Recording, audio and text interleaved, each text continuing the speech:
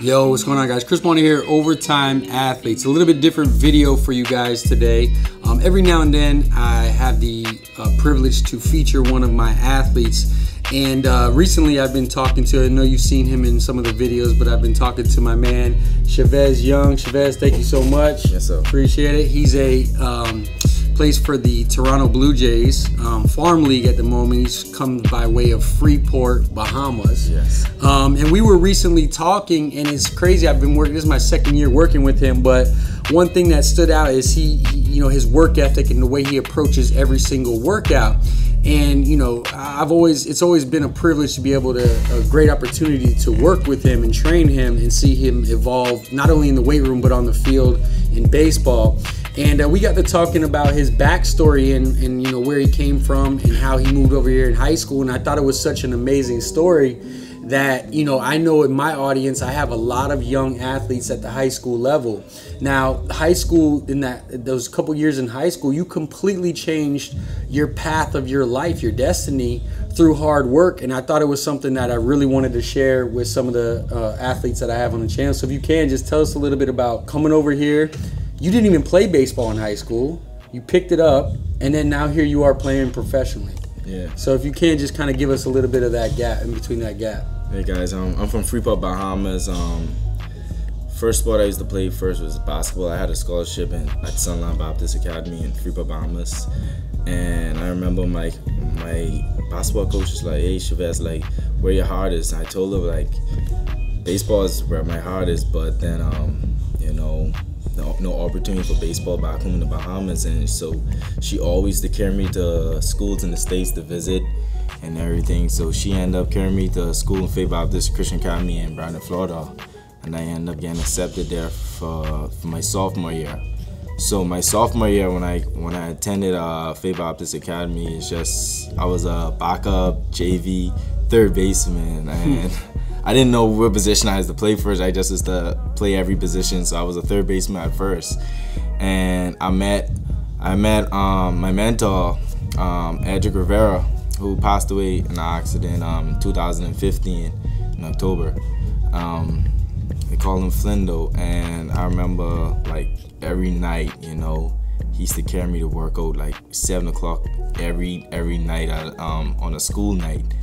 And I remember this one thing would stick out to me. he used to call me Fish. So he's like, "Yo, Fish, like, believe it or not, you can have to cut out your friends. You gotta cut out your family members just to get where you gotta get, because you gotta stay focused and everything." And I remember them nights, them long nights, he used to just be talking to me every time walking throughout the back and forth from the field to the house and everything. And you know, he always used to push me. You know, I used to throw like 78 or 77 from the outfield, and I started long tossing with him.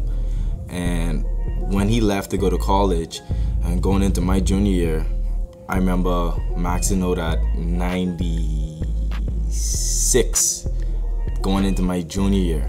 From throwing 78 into my sophomore year, going into my junior year, throwing 96 from the outfield. Damn. And I always owe it to him, because he, like, kind of showed like a different drive. Like, all right, you know, hard work, but no, like, he shows like a different drive. You're not like doing it for you, like, but you're doing it for your family, like, who ain't there, you know. Especially, you know, my mom, who had a stroke in 2009. You know, fortunately, she always used to be that person, always to be there for me in baseball. But I felt like it's God's plan, you know. If she didn't have the stroke, like, where would I be right now? I probably might not have been as more driven as I am right now, and I probably might not have got drafted out of high school. But I think everything just works in God's plan, you know, that everything happens for a reason. And I just want to thank God for the opportunity He's been giving me every day, you know, just to perfect my craft. And I thank God that, you know, that just give me opportunities to meet people throughout my lifetime who can push me, who can make me better every day. And Flindo, Edric Rivera was one of them guys, you know. Absolutely. That's great, man. So, I mean, just to recap, dude, you came over from Freeport, where you didn't have so much opportunity, came over, got a basketball scholarship to play here in Brandon, Florida. Then from there, you meet up with some guy, and your heart was in baseball. Yeah. and you come in and you're a third string baseball player in JV, and 1 year, one offseason. Because one thing that I always want to be able to preach to these guys, I always tell them 365 days of work can change your entire athletic career. And you're a testament to that. You trained 1 full year with him, and you told me you were putting in 4 or 5 hours a night sometimes, every single day, no matter what, no matter if you wanted to do it or not. You went out there and you got the work done. And then all of a sudden, by the time you came into your junior year, you started lighting it up, right? And then next thing you know, here you are getting drafted, you know, in the pros by senior year. Yeah, so I mean, you know, obviously, like you said, you know, it's God's plan. But one thing you did was you weren't afraid to facilitate His plan, you know, and you weren't afraid to put in the work that would be able to, you know, get you where you are. And I think that's such an amazing story to hear. And you know, I've always, you know, from the 2 off seasons I've been able to work with you, one thing that's always separated you from everybody else, obviously your positivity, right? He's got those the island vibes. but not only that, is you come excited to be able to work every single day. And that's the thing, is you are truly in love with the process.